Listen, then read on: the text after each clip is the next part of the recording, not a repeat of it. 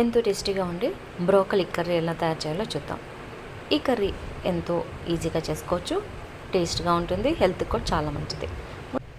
దీన్ని ముందుగా చిన్న చిన్న పీసెస్గా కట్ చేసుకోవాలి. నేను ఒక పెద్ద సైజు అంటే ఒక 500 గ్రామ్స్ ఉండే బ్రోకలీని తీసుకున్నాను. దీనికి కాను ఒక 2 పెద్ద ఆనియన్స్, ఒక టమోటో యాడ్ చేస్తున్నాను.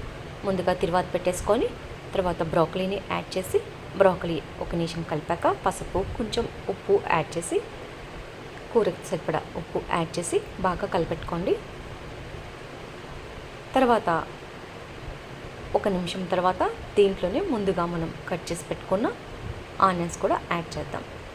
ఈ కర్రీ అయితే చాలా హెల్త్ బెనిఫిట్స్ కలిగి ఉంటుంది. పిల్లలకి కూడా చాలా మంచిది, ఆరోగ్యానికి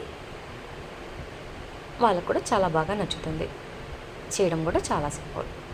ఇలా ఆనియన్ యాడ్ చేసుకొని ఆనియన్ కూడా కొంచెం మగ్గాక మనం ముందుగా కట్ చేసి పెట్టుకున్న టమోటాను కూడా యాడ్ చేద్దాం. తొందరగా అయిపోతుంది కర్రీ, ఎంత ఒక 5 మినిట్స్లోనే అయిపోతుంది ఈజీగానే.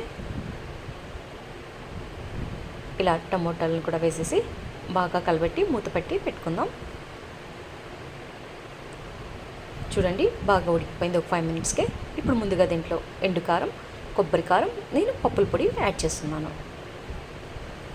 ఒక స్పూన్, పెద్ద స్పూన్ తోటి ఒక స్పూన్ కొబ్బరి కారం, కొబ్బరి, తెల్లగడ్డలు, ఎండు కారం కలిపి మిక్సీకి వేసుకున్నాను అది.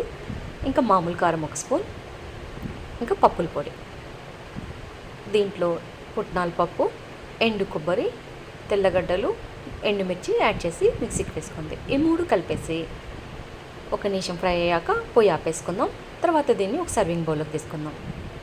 ఈ కర్రీ రైస్లో కానీ చపాతీల్లో కానీ చాలా టేస్ట్గా ఉంటుంది. ఇంకా శాండ్విచ్లో కూడా యూస్ చేసుకోవచ్చు, చాలా బాగుంటుంది.